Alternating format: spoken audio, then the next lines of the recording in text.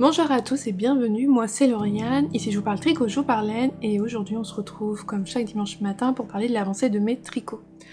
Au programme cette semaine, le final du Steven West, mais je vous le mets à la fin pour pas vous spoiler, on ne sait jamais, et l'avancée de mes deux autres encours que j'avais commencé la semaine dernière, et j'ai également reçu un petit coffret tricot, je vous montre ça à la fin.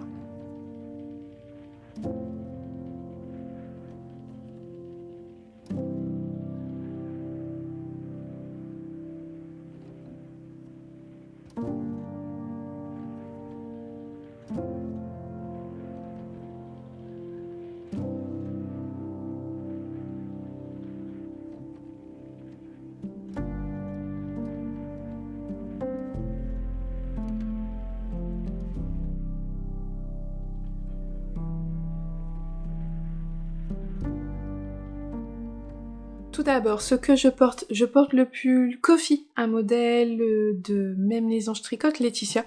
Je crois que je vous l'ai mis il y a pas longtemps, j'ai souvenir de l'avoir représenté il y a pas longtemps.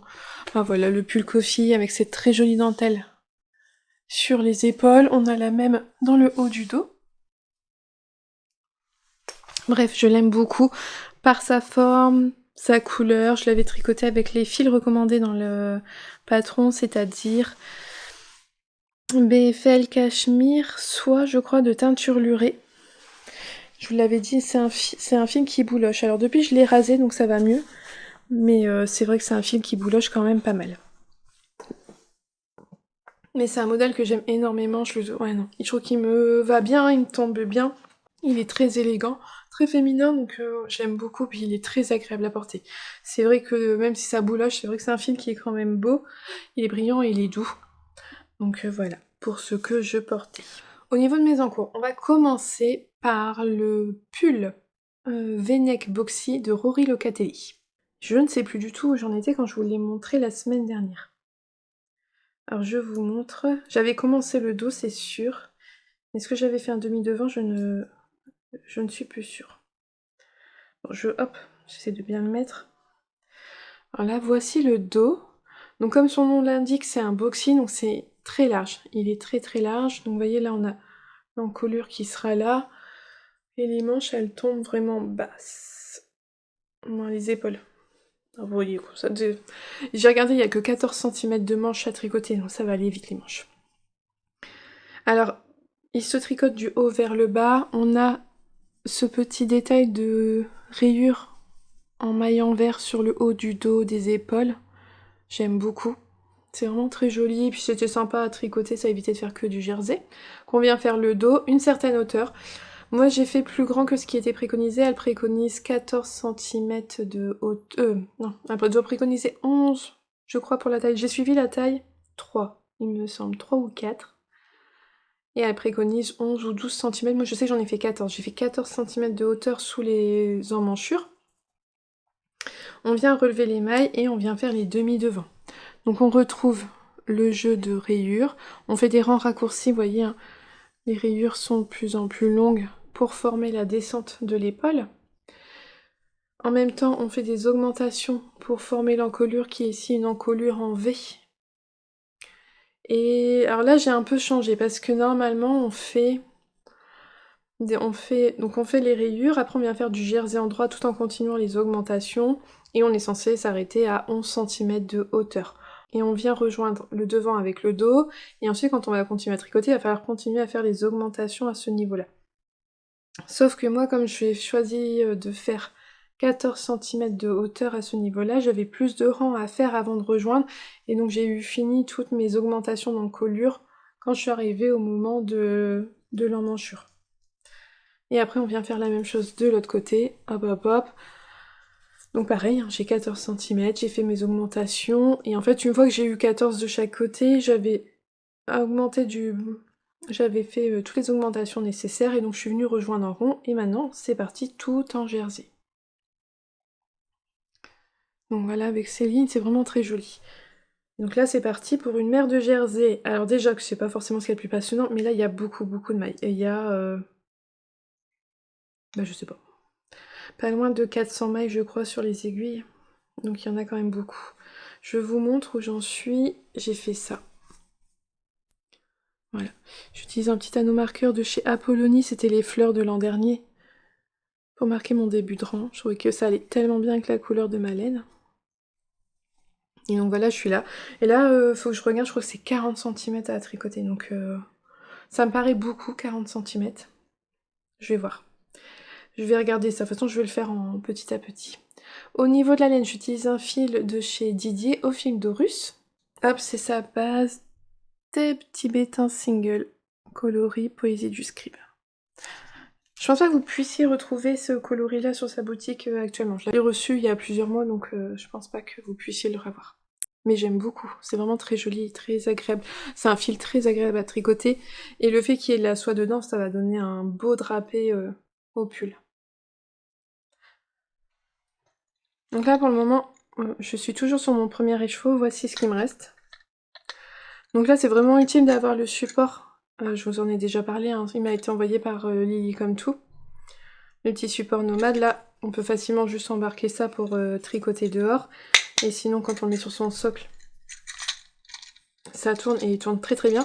Et ce qui est bien là, c'est que c'est un fil qui est mou et ça me retient bien mon cake. Ça évite qu'il se démonte là, qu'il s'en mêle, tout ça. Franchement, c'est vraiment utile là pour un fil comme celui-ci, qui est vraiment mou et très fluide. Donc là, je vais aller au bout de mon écheveau, je vais tricoter le deuxième sur le corps, et ensuite, quand j'arriverai au troisième, je pense que j'irai faire l'encolure, les manches.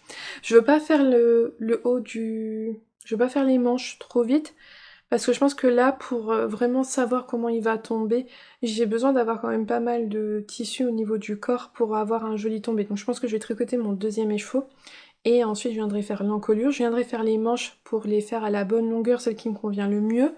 Et puis après, avec le restant de mon troisième écheveau, je pourrais terminer mon corps.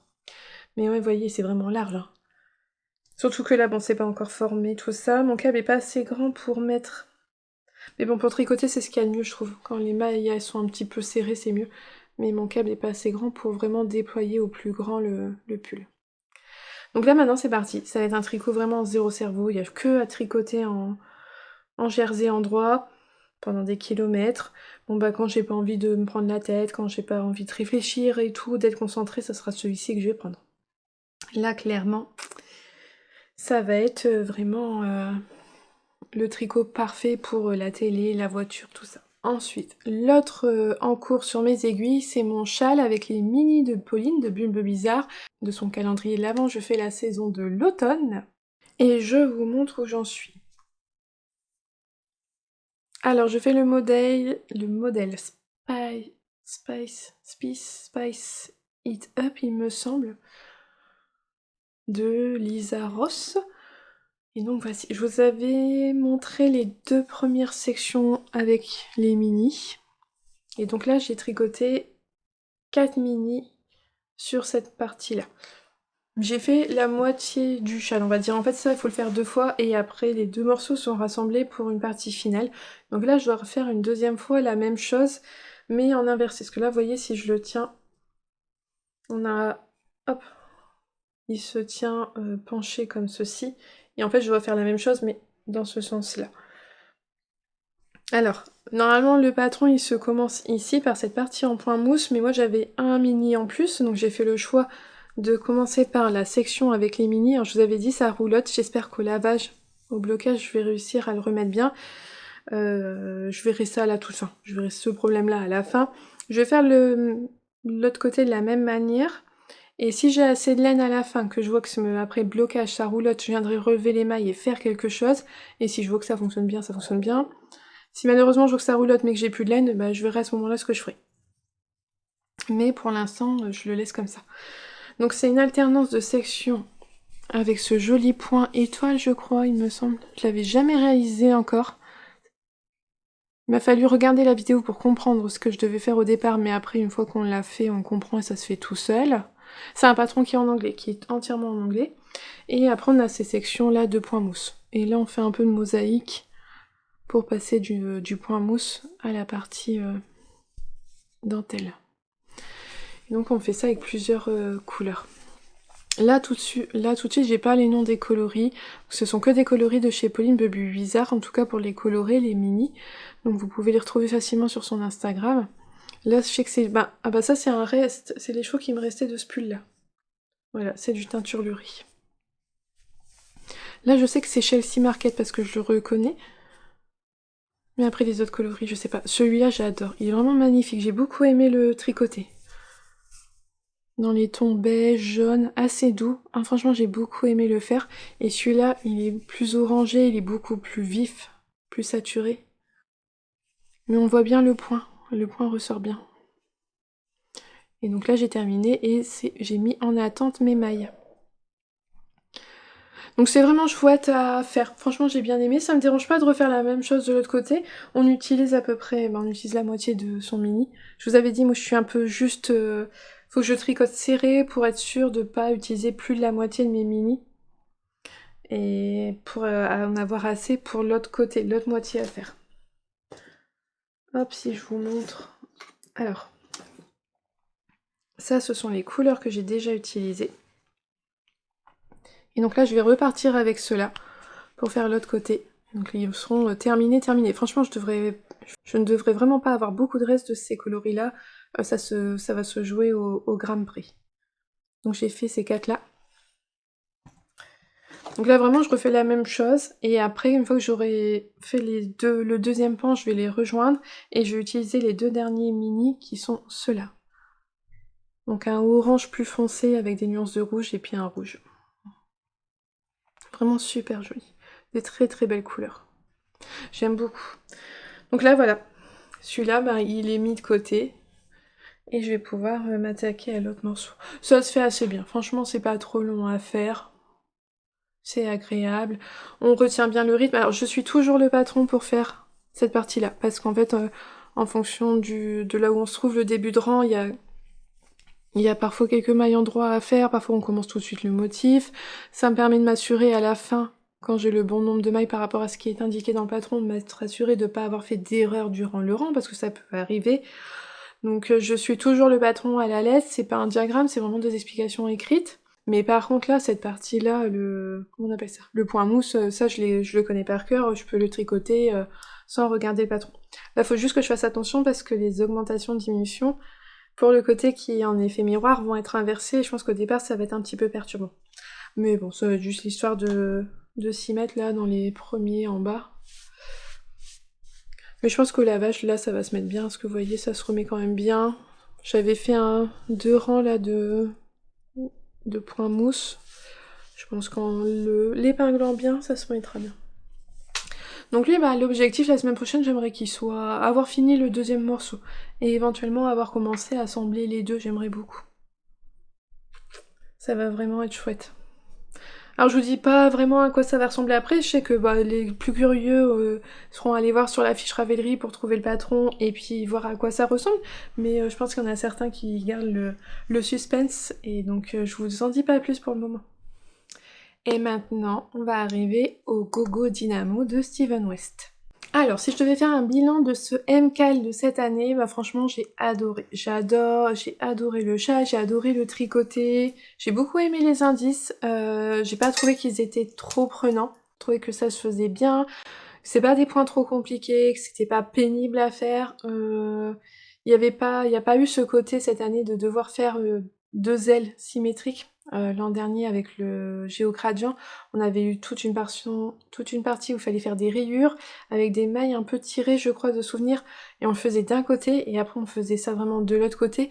Bon, déjà la première partie était assez longue à faire, il fallait le faire une deuxième fois. Ça avait été assez pénible, on avait eu des rangs très très longs et tout prenait du temps. Et j'ai trouvé vraiment que cette année, ça prenait beaucoup moins de temps. Alors vous doutez bien, il est terminé pour ma part, donc si vous voulez pas le voir du tout en entier, je vous invite à sauter ce passage-là et à poursuivre la vidéo. Je vous mets les chapitrages pour que vous puissiez passer facilement. Mais je vais donc vous montrer mon châle que j'ai terminé. Hop là. Voilà ce que ça donne. Terminé mais pas lavé, bloqué. Mais il est déjà bien grand. Il est déjà bien grand. Alors, je vous avais montré, je ne sais plus, j'avais commencé, je pense, là, un petit peu. Je vous avais dit, la dernière section finale, c'était de finir le haut du châle. Et ça m'a pas surprise du tout parce que c'est la même construction finalement qu'un châle que j'avais fait cette année de Steven West. Sauf qu'on avait eu vraiment une partie genre plus petite, on avait fait que ça, là c'était quand même plus long. C'est tellement bien pensé, moi je trouve ça fou sa manière de faire. De construire les châles, je suis impressionnée. Donc on vient faire une section de Teeny Bubble qu'on utilisait, donc la couleur principale chez moi c'est le noir, et on utilisait la couleur contrastante pour faire les Teeny Bubbles, avec lequel on pouvait ajouter si on souhaitait du mohair. Chose que j'ai faite, mais qui se voit pas énormément. Mais vous voyez, on voit un petit peu le côté poilu du mohair, parce que j'ai utilisé du lace de chez Langarn, et c'est pas un mohair extrêmement poilu. La section suivante, c'est une section de mosaïque. Donc on fait des mailles glissées pour créer un motif. Qu'on avait un triangle ici en rayure en point mousse, et on avait un triangle dans l'autre sens avec un jeu de mailles glissées pour former des rayures verticales. Et là c'est en jersey. Donc ça apporte un effet visuel et donc on a un effet de couleur avec les rayures horizontales et verticales, mais on a un effet de texture avec la partie jersey et la partie point mousse. Bah c'est pas mal, franchement c'était sympa à faire, j'ai bien aimé. Quelque chose que j'ai pas l'habitude. Donc moi j'approuve. On a quelques rangs de diminution petit à petit qu'on fait, j'aurais pu vous dire où, mais en fait je dirais bien à peu près là, peut-être une encore ici, qui permet à chaque fois de réduire. Donc en fait plus on avançait, moins on avait de mailles, et ça c'est vraiment sympa. Et après on répétait la même chose, on refaisait les teeny bubbles, et ensuite on revenait faire ces fameux triangles. Et on a terminé par des teeny bubbles, et puis voilà, on termine le châle là-haut. C'est vraiment très joli, tellement bien pensé. J'adore. Qu'arrivé à ce stade-là, on pouvait avoir fini son châle. Parce que je vous l'avais dit, quand on fait les triangles en bas, ça faisait une bordure. Donc soit par manque de laine, parce que si on a tricoté plus large que Steven West, on peut manquer de laine, donc on peut s'arrêter là. Soit parce qu'on en a marre, et c'est tout à fait ok, et on s'arrête là, parce que la taille nous suffit. Bon, bref, vous avez tous vos raisons, et il n'y a pas de mauvaise ou bonne raison. Donc on peut très bien s'arrêter là et se dire mon châle il est terminé, il n'y a pas de souci. Mais il y avait une autre option pour aller au bout de sa laine, et c'est une chose que j'ai faite, c'est qu'on est venu relever les mailles sur cette fameuse bordure de triangle. Là par contre sur le coup je me suis dit relever les mailles. Parce qu'on a à peu près, en fait on relève les mailles, on en a 600. Ça fait 600 mailles à la fin. Ça faisait beaucoup de mailles à relever. Mais là encore, il y a le côté très astucieux de Steven West. C'est qu'on s'aidait des triangles pour relever les mailles. Donc c'est-à-dire, j'en ai oublié, je sais plus. Comment on a fait? Ah oui, si, parce qu'on relevait quelques mailles, on relevait des mailles et on faisait des jetés, on relevait encore quelques mailles, et on devait arriver entre les deux triangles noirs. Et ici on en relevait deux, je me souviens bien, une au début du triangle marron et une à la fin, du petit bout qu'on a ici de la pointe. Et après on recommençait, genre ça devait être... on relevait 4 mailles, on faisait 8 mailles avec un jeté, on relevait encore 4 mailles, on en relevait 2, enfin bref, on se repérait au niveau des triangles. Et ça aide énormément, ça permettait vraiment de bien relever ses mailles. Si on a fait si on a le bon nombre de triangles, il n'y avait pas de difficulté. Ça c'est vrai que c'était vraiment super bien. Et ensuite on vient faire des rayures. Donc on a à nouveau du point de gaudron, donc des rayures en jersey endroit et des rayures de jersey envers. Et on a un peu de dentelle, là, on en avait quelques jetés qui se mettent en fait, vous voyez, hop, au niveau là des triangles. On venait agrandir un peu pour avoir des vagues à ce niveau-là. Et donc j'ai fait ce que Steven West a fait, c'est-à-dire que j'ai pu avoir 3 rayures contrastantes, 3 rayures de ma couleur principale, et j'ai fait l'i-cord finale en utilisant ma couleur contrastante avec le mohair. Mais j'ai pas eu assez de mohair. La toute fin. Non, en fait c'est le début. L'autre fin par là. Hop. Alors, où est-ce que c'est? Vous voyez, alors je sais pas si vous allez le voir. Là, il y a du mohair. Mohair. Et là, il y en a plus. Vraiment juste pour pas grand-chose. Hein. Mais sur ce bout-là, j'ai plus de mohair. Bon, c'était pas grave. Au moins, je suis allée au bout de mon reste de mohair. Et donc ça permettait d'aller, le plus loin possible avec sa laine et de lui donner encore un peu plus d'ampleur. On pouvait faire moins, on pouvait faire plus. Steven West, dans son patron, donnait tous les conseils pour aller au plus loin de sa laine. C'est une question de peser, il faut peser avant, après une rayure, savoir combien on utilise. Alors moi, j'ai fait plus autant que lui, j'aurais pas pu faire plus, j'aurais aimé. Mais il est où l'autre bout? Là. J'aurais aimé, mais je n'avais plus assez de... Qu'est-ce que j'aurais fait? Ah oui, je n'avais pas assez de noir pour refaire une rayure. Donc ce que j'aurais pu faire, c'est refaire une rayure encore. Et peut-être pas parce que plus on avance, plus on augmente aussi, hein, parce qu'au fur et à mesure, on augmentait quand même les mailles à ce niveau-là. Vous voyez, on reprend là. Donc si on suit une ligne, tu vois, vous voyez, j'ai augmenté tout ça, de chaque côté. Petit à petit, les rangs aussi sont de plus en plus longs. Pas énormément, mais ça va en augmentant, ça prend un peu plus de fil. Donc j'avais plus assez de noir pour refaire une rayure. J'aurais pu refaire une rayure de ce coloris-là, ici, mais mon I-cord aurait été de la même couleur, parce que pareil, j'aurais pas eu assez de mon noir pour faire mon I-cord. Et là, ce qui rendait bien, c'était d'avoir l'i-cord qui était contrasté avec la dernière rayure. Donc c'est tout, je me suis dit, je m'arrête là et je fais comme Steven West. Je suis vraiment contente. Donc voilà ce qui me reste. J'ai pas encore pesé, mais c'est pas énorme. Je suis contente, j'ai été bien loin dans mes échevaux. De mon noir, il reste moins de 10 grammes, et il doit m'en rester 20 de mon coloris contrastant. Et donc voilà mon gogo dynamo. Et j'ai adoré le faire. Franchement, j'ai adoré le faire. C'était super bien. Ça n'a pas été trop long. J'ai toujours fini tous mes indices le week-end. Voilà. Certains, il a fallu 2 jours, d'autres 3 jours, mais j'ai tout réussi au week-end. C'était pas pénible. J'ai été mono en cours à chaque fois sur ce projet-là à partir du jeudi. Mais c'était hyper agréable à tricoter. J'ai pas trouvé ça trop long. J'ai adoré. Même la bordure, ça n'a pas été si long. Je l'ai prise au tricoté. J'avais réussi à faire quoi 4 ou 6 rangs au tricoté. Non, franchement, ça a été un vrai bonheur à tricoter. J'ai adoré.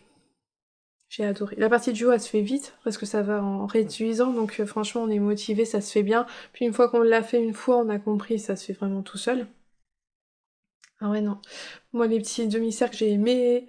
La brioche, j'adore ça, donc ça n'a pas été un problème. Les triangles, ça a été aussi. Franchement, j'avais la musique en tête, j'ai enchaîné tous mes triangles les uns après les autres. J'adore. Je serais presque même dire, je serais capable d'en refaire un parce que je l'ai vu dans des couleurs magnifiques. Je me dis, ah, je pourrais le faire autrement. Sauf que je sais très bien que il va sortir d'autres modèles et que je vais avoir envie de faire plutôt les nouveaux modèles. Donc je le referai pas. Mais j'ai fait 3 MCAL, vraiment dans la période du MCAL au mois d'octobre. C'est mon préféré celui-là, clairement. Clairement, clairement. Au tricot, c'est mon préféré. Parce que j'adore celui de l'an dernier, mon jeu au gradient par les couleurs, je l'adore. Mais c'est vrai que pour le process, le tricot, il a pas été pénible et tout. J'ai adoré celui-là. Donc là, ça va être le week-end, ça va être un long week-end, donc je vais avoir le temps de le laver, tout ça, de bien l'étirer, parce que je veux vraiment que ça soit une couverture, qu'il soit vraiment grand, qu'il soit vraiment ample. C'est le but, donc là, il n'y a plus qu'à aller lui faire prendre un bon bain, et puis à l'épingler au plus grand. Et puis il y a du potentiel, hein, vous voyez, on voit un peu quand même que ça gondole, donc vraiment, il va falloir l'étirer. Ah là là, il est beau, franchement, j'adore. Et puis les laines de Didi, elles sont magnifiques, hein. Ce combo-là, je l'avais reçu en même temps que les laines que j'utilise pour mon pull de Rory Locatelli. J'avais eu un gros coup de cœur sur son coloris pyramide, et je m'étais dit... Il avait sorti le noir en même temps, hein, de toute façon, les deux coloris étaient sortis en même temps, et je m'étais dit, ah, ça allait... je m'étais dit, ça va aller très bien ensemble. Et je pensais faire un modèle de Steven West, un ancien MCAL, le Starflex, qui nécessitait 2 couleurs, 2 échos de chaque couleur. Mais je l'avais pas encore fait, et là c'était la même quantité qu'il fallait. Et donc je me suis dit, allez, je me lance, et j'en suis vraiment contente, je suis pas déçue. Et mon Starflex, je le ferai dans d'autres coloris, c'est pas grave. Ah, il est beau. Vraiment très très beau. Voilà, tellement contente de ce châle. Donc je vous le remontrerai, je pense, la semaine prochaine. Ou je mets... ouais, peut-être la semaine prochaine quand il sera lavé bloqué, peut-être que je vous le remontrerai.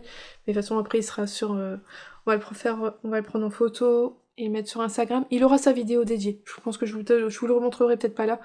Mais de toute façon je reviendrai sur sa construction dans sa petite vidéo dédiée un peu plus tard. Je n'ai pas encore monté mon ouvrage d'Halloween. Halloween c'est demain pour moi. Là je filme vraiment tôt cette semaine parce que après le reste de la semaine va vraiment être chargé donc je pouvais pas filmer après. Mais j'ai pas encore monté mon projet d'Halloween, ça sera pour la semaine prochaine. Pour ceux qui se demandaient, voilà. Alors j'en profite pour vous parler d'une vidéo qui est sortie normalement déjà sur ma chaîne, puisque depuis le 21 octobre, j'ai ouvert chaque jour une petite case d'un calendrier d'Halloween. Je l'ai commandé chez Woolbags il y avait déjà plusieurs mois, et au lieu de vous le partager en vidéo, parce que je voulais pas trop spoiler ou autre, et puis peut-être qu'il y a des gens qui s'étaient pas intéressés par ça, j'en ai fait vraiment une vidéo à part que vous avez déjà pu voir sur ma chaîne. Et enfin, je vais vous montrer un petit coffret, vous avez pu le voir dans les images d'avant. J'ai reçu un coffret, le coffret de chez Lolita, Loli l'a fait. Son coffret d'automne qui s'appelait English Cottage. Alors, normalement, je pense que tout le monde l'a reçu au moment où je montre la vidéo, mais si jamais vous l'avez pas vu, tout ça, vous voulez pas être spoilé, ben, je vous invite à arrêter la vidéo là, il y aura plus rien derrière, ne vous inquiétez pas. Voilà. Alors, dans le coffret, on avait ce petit carton qui nous rappelle le Ch'ti Bazar. J'y serai. Non, si tout va bien, mais normalement, voilà. On y va le samedi 9 novembre. Oh, j'ai trop hâte d'y aller. Ça va être super bien, donc c'est tout bientôt. Bah, quand vous voyez cette vidéo-là, c'est la semaine suivante. Ah, il y aura pas d'autres vidéos avant. Ah ouais, bah non, j'y suis la semaine prochaine, le samedi. Une grosse partie de la journée, on va arriver au matin à l'ouverture et on repart dans l'après-midi. Le Ch'ti Bazar. Vraiment hâte d'y être parce que bah, c'est toujours un super moment de vous retrouver. N'hésitez pas, hein. D'ailleurs, n'hésitez pas à venir me voir, à m'aborder. Ça me fait toujours extrêmement plaisir de vous rencontrer en vrai, d'avoir vos retours, d'échanger rapidement, parfois plus longuement, parfois ça va vite. Tout dépend du monde quand on se voit tout ça. Mais n'hésitez pas, ça sera avec grand grand plaisir. Donc ouais, le Ch'ti Bazar la semaine prochaine, mais on en reparlera plus tard. Alors dans le... Ah, si je vous montre ça, ça vous spoil beaucoup. Bon, de toute façon, il faut bien vous montrer. Nous avions une carte comme celle-ci, avec nos favoris. Donc on voit un petit peu tout ce qu'il peut y avoir dans la box. Elle est vraiment super jolie, la carte. Je crois que c'est Mélanie qui fait les illustrations. Vraiment très très belle. On a reçu cette carte aussi avec une recette au dos de tarte à la pomme. Donc on fera la recette, franchement on va tester. Mais très jolie carte, vraiment très très belle. Nous avions donc un patron qui se présentait comme ceci. Donc il s'agit d'un patron de bonnet. Très joli patron de bonnet que je vais faire parce que cette année je me suis acheté un nouveau manteau parce que j'en avais que des très clairs et je me disais il me fallait un manteau foncé et je pense que ce bonnet là il ira très bien avec parce que de ce fait là j'ai des bonnets très clairs donc je me suis dit ah bah franchement c'est l'occasion, je vais faire le bonnet. Bon, de toute façon vous avez vu le bonnet donc je vous montre les couleurs qu'on a reçues, c'est son coloris Syrah. Et j'aime énormément. Donc avec une pelote de fingering et une pelote de mohair, un très beau marron chocolat chaud. Oh, il est magnifique. C'est franchement une très très très belle couleur. Et c'est super bien avec ces box parce que voilà, en termes de laine, bah, il y avait que ça dedans. C'est pas énorme, mais il y a plein d'accessoires à côté et je trouve ça bien, il n'y a pas trop de laine, ça évite d'augmenter trop son sage, puis ça permet de découvrir ces couleurs et je suis vraiment contente. Et j'aime beaucoup, vraiment beaucoup ce coloris-là. Et il a l'air vraiment très sympa. Il a la particularité de ne pas avoir, si je dis pas de bêtises, de mohair à l'intérieur. Le mohair se trouve qu'à l'extérieur du bonnet, j'aime beaucoup l'idée. Donc je vais le faire, franchement je vais le faire. Ça va être super beau. Ah ouais, j'adore ce coloris, il est vraiment très très beau. D'ailleurs, le Lila Fée a sorti deux nouveaux coloris là, pivoine et renard. Oh, ils sont magnifiques, j'ai hâte de les voir en vrai au Ch'ti Bazar. Ensuite, nous avions un sachet de thé, enfin un paquet de thé. Pour boire son thé, nous avons reçu cette très jolie tasse en émail. C'était la belle surprise, c'est vrai que je m'y attendais pas à trouver une tasse. J'aime beaucoup, elle est vraiment très très belle. Loli l'a fait. Très jolie. Nous avons reçu, je l'ai trouvé trop rigolo, un petit biscuit. Je l'ai pas encore mangé parce que comme il y avait un dessin dessus, tout ça, je me suis dit, ah, je le mange pas. Spécialement fait hein, pour le Lilafée, parce qu'on voit bien que c'est écrit le Lilafée. De cette marque-là. Alors sur ça, j'ai eu peur quand je l'ai vu, quand j'ai compris ce que c'était, j'ai eu peur parce que j'en ai beaucoup déjà, j'en ai plusieurs, et celui-là je l'avais pas, ouf. Un petit puzzle, alors les mini puzzles de chez Caro Framouland, ce sont des 99 pièces. Les pièces sont vraiment mais toutes petites, toutes petites. Le puzzle il est pas grand, il fait 10 cm sur 14. Celui-là c'est Moment Cosy, c'est la fille à la fenêtre comme elle l'appelle si souvent Caro. Et nous on en a plusieurs déjà, mais je crois que je suis sûre celui-là on l'a pas donc ouf. Mais bah je le ferai avec grand plaisir ce petit puzzle là. C'est pratique à embarquer partout, vous allez au restaurant tout ça, vous pouvez le faire quand il y a trop d'attente. Nous on l'a déjà fait ensemble sur oui à table justement au moment du repas quand on attend, c'est vraiment chouette. Mais c'est vraiment des toutes petites pièces, c'est pas facile, hein. C'est pas les puzzles les plus faciles, mais ils prennent pas beaucoup de place, ils sont quand même assez vite tout en ayant un peu de fil à retordre, j'aime beaucoup. Et enfin, on termine avec ce très joli bloc-notes de to-do list. J'aime beaucoup. Donc vous voyez, en fait, un peu surtout, on retrouve les carreaux derrière. On l'avait sur le thé.